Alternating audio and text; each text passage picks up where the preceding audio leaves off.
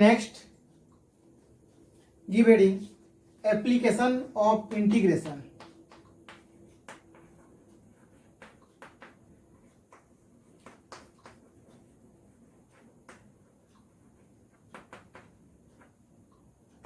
Application of integration. तो देखो पहला एप्लीकेशन है find out area under the curve. Area under the curve, area under the curve. तो ये कैसे होता है? मान लो आपके पास एक कर्व है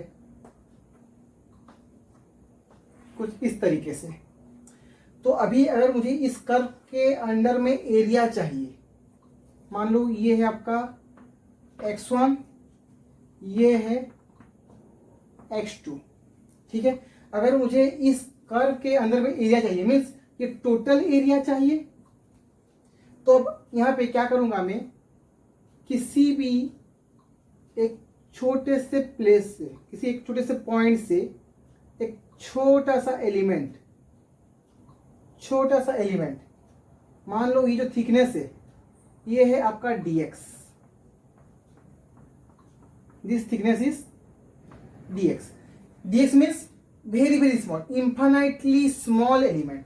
थिकनेस क्या होगा? बहुत ही छोटा। तो यहाँ पे अगर ये बहुत ही थीन है, अगर ये dx जो है ये बहुत ही थीन है, तो ये एक नियरली यहाँ पे y कांस्टेंट होगा। अगर ये बहुत ही थीन है तो ये क्या होगा? एक पॉइंट ही होगा। मान लो अच्छा ये जो है यहाँ पे इसके लिए अगर ये बहुत ही थीन है, यहाँ पे y क्या होगा? कांस्टेंट। मान लो यहाँ पे वैल्यू है आपका y का y1। सिमिलरली और एक एलिमेंट लो, same thickness dx, infinitely small thickness dx, यहाँ पे y का वैल्यू है सपोज y2। क्योंकि ये बहुत ही थीन है तो हम इस लाइन को एज ए स्मॉल पॉइंट मान सकते हैं, क्योंकि ये थिकनेस क्या होगा? बहुत ही कम। अगर बहुत ही कम है तो यहाँ पे y क्या है? कांस्टेंट है। वैसे ही यहाँ पे मान लो और एक छोटा सा एरिया, सेम थिकनेस dx, यहाँ पे मान लो आपका y है y3। ओके, तो ऐसे मैं यहाँ पे एक infinite number of small element assume कर सकता हूं। तो अगर मुझे टोटल एरिया चाहिए, तो मैं यहाँ पे क्या करूंगा? Infinite number of small element assume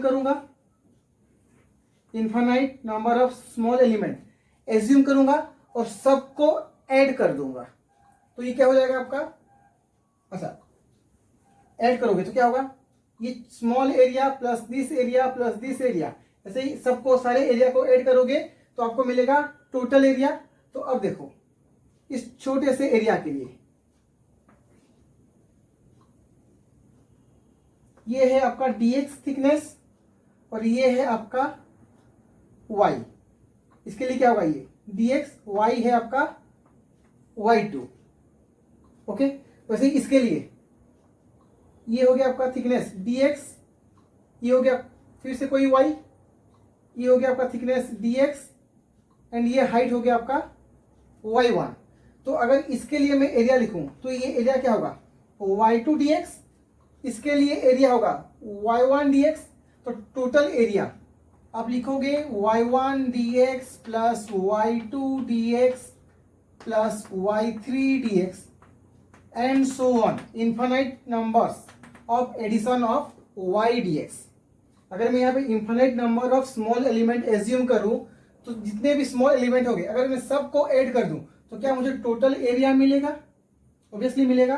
तो आप इसको लिखोगे area is equal to infinite number of addition of y dx is your integration of y dx, integration of y dx। तो यहाँ पे जो x की वैल्यू है वो कहाँ तक कहाँ वेरी कर रहा है? मिनिमम वैल्यू है x1, मैक्सिमम वैल्यू है x2। तो यहाँ पे लिमिट पुट कर दो x1 टू x2। ये हो गया आपका area under the curve. Area is equal to integration of y d x limit x1 to x2. Okay, note down. Now next,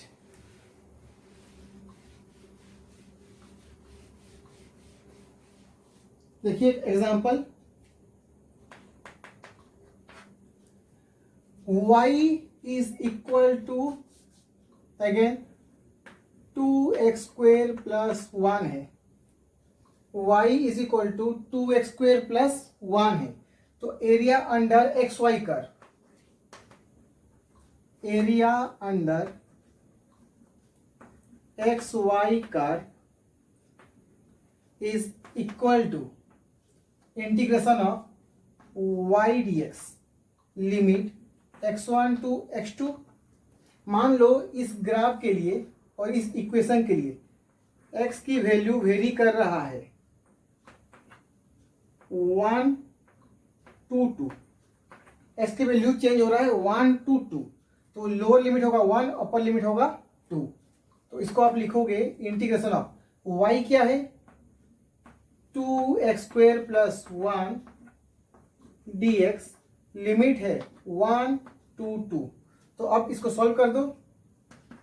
2x square का इंटीग्रेशन होता है 2x cube by 3 plus 1 dx का integration होता है 1 का integration x. तो ये होगा आपका x लिमिट 1 to 2. तो पहले क्या करोगे, अपर लिमिट पुट करोगे. तो ये होगा 2 into 2 cube by 3 plus 2 minus, अब 1 पुट करो तो 2 बाई 3 प्लस 1. तो बस सॉल्व कर दो. ये होगा आपका 2 cube 8 plus 2 16 by 3 plus 2 minus 2 by 3 minus 1.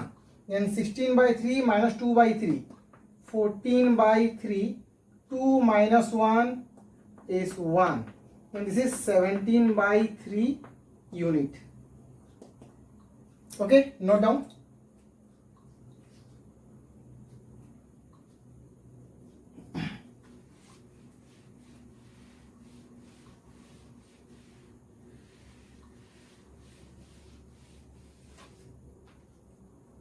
अब देखो, मान लो आपके पास से एक स्ट्रेट लाइन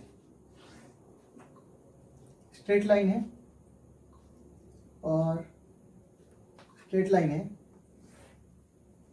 ये एंगल है 45 डिग्री. ये है आपका 2. यहाँ पे x है सपोज एक 5. 2 ये हो गया आपका 5. ओके, तो यहाँ पे x की लोअर लिमिट है 0, अपर लिमिट है 5. तो अभी मुझे इस स्ट्रेट लाइन के अंदर में मुझे एरिया चाहिए. अगर मुझे ये एरिया चाहिए तो आप क्या लिखोगे, area is equal to this one is your trapezium. Trapezium के लिए एरिया का फॉर्मूला क्या होता है, half into addition of 2 parallel faces. Addition of 2 parallel face. ये हो गया आपका 2, ये है आपका 2. अच्छा, तो आपको ये चाहिए अभी. तो अब देखो, अगर ये 45 डिग्री है, ये 45 है, ये तो ये भी 45 होगा क्योंकि ये 90 डिग्री है. Total angle of triangle is 180. ये 90 है, ये 45 है, तो ये भी 45 होगा. अगर ये 45 है तो क्या ये लेंथ और ये लेंथ दोनों सेम होता है. तो अगर ये लेंथ है आपका 5 तो ये लेंथ भी क्या होगा आपका 5. तो 5 प्लस 2 ये पॉइंट हो गया आपका 7. तो 2 plus 7 into perpendicular distance between this 2 face. Perpendicular distance is 5. Solve करो इसे तो ये होगा आपका 9 प्लस सॉरी 9 इंटू 5 45/2 यूनिट ये होगा। अब देखो इंटीग्रेशन से इसको हम कैसे लिख सकते हैं। अगर ये आपका स्ट्रेट लाइन है तो स्ट्रेट लाइन का इक्वेशन क्या होता है, y is equal to M X plus C, then y what is m, m is slope, slope is tan theta, m is your slope and slope is tan theta. तो theta क्या है यहाँ पे 45 degree है, तो tan 45 क्या होता है 1, then y is equal to 1 into X, c is what, c is y intercept, तो यहां पे अभी y इंटरसेप्ट क्या है 2 है। तो ये हो गया आपका स्ट्रेट लाइन का equation y is equal to X plus 2। तो बस अभी एरिया के फॉर्मूला पुट कर दो, and area is equal to integration of y dx limit 0 to 5, x का value 0 to 5, 0 to 5, so y is x plus 2 dx 0 to 5, तो ये होगा आपका x square by 2, integration of x क्या होगा x स्क्वेयर बाई 2 एंड 2 का 2x, फिर से वैल्यू पुट कर दो 0 to 5, 5 पुट करोगे 5 स्क्वेयर बाई 2 25/2 प्लस 2 इंटू 5, तो 25/2 प्लस ये हो गया आपका 10, तो सॉल्व करो इसे, तो ये होगा 25 प्लस 20 दैट इज 45/2 यूनिट। तो दोनों केस में देखो आंसर सेम है। ये स्ट्रेट लाइन इक्वेशन था इसीलिए आपने मैनुअली इसको इजीली कैलकुलेट कर लिया, लेकिन अगर ये कर्व होता तो इजीली कैलकुलेशन नहीं होता। तो उस केस में आप क्या एज्यूम करोगे, आप ट्राई करोगे integration method. Okay, write down.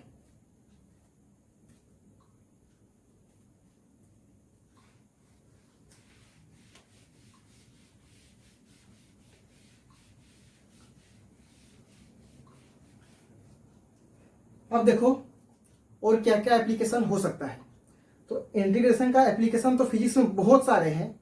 तो ये था एरिया 1, और जब आप नए नए चैप्टर पढ़ोगे तो हर चैप्टर में कुछ ना कुछ आपको एग्जाम्पल मिल जाएगा, एप्लीकेशन मिल जाएगा। तो एक एग्जाम्पल और डिस्कस कर लेते हैं।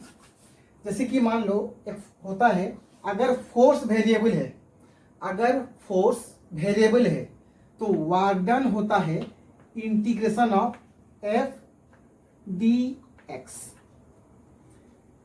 अब अगर फोर्स वेरिएबल है that is with respect to position, तो वर्क होता है integration of F D X. तो अब देखो अगर मैं कहूं कि आप ये हो गया अर्थ, मान लो ये अर्थ है,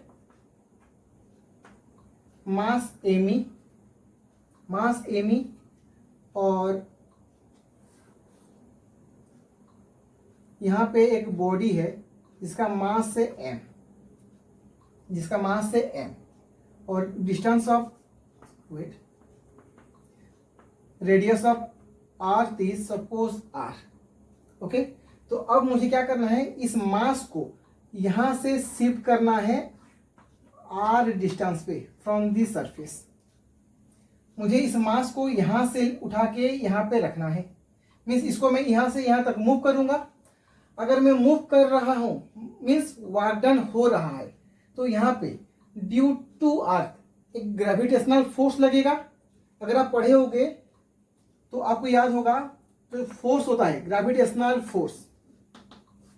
gravitational force is GMEM, that is mass of earth, mass of body divided by distance between them, distance between them. तो अब देखो ये जो डिस्टेंस है x, इनिशियल क्या है r है, सेंटर से इसका डिस्टेंस क्या है आपका r है, फाइनल डिस्टेंस क्या हो जाएगा r प्लस r, 2r हो जाएगा। तो जब इसको आप मूव कर रहे हो क्या हर पॉइंट पे डिस्टेंस चेंज हो रहा है? अगर डिस्टेंस चेंज होगा तो क्या आपका फोर्स भी चेंज हो जाएगा? तो किसी भी इंस्टेंट पे मीन्स किसी एक पोजीशन में, इट इज एक्स पोजीशन में बॉडी को एज्यूम कर लो, तो ये एक्स डिस्टेंस में आपका बॉडी है तो फोर्स होगा G M E M by X square. तो जो एक्स से एक्स की लिमिट क्या होगा? इनिशियल कहाँ पे था? यहाँ पे था। तो एक्स की मिनिमम वैल्यू आर है, मैक्सिमम वैल्यू ये होगा, दैट इज 2r। क्लियर? तो अगर मैं लिखूं वर्क डन बाय ग्रेविटी और work done by this force, तो आप क्या लिखोगे यहाँ पे? Integration of F D X, that is G M E M by X square D x. Limit पहले कहाँ पे था? आर पे, अभी कहाँ पे होगा? 2r पे। तो बस इंटीग्रेट कर दो। g कांस्टेंट होता है, gravitational constant, M E constant, M constant, बाहर ले आओ।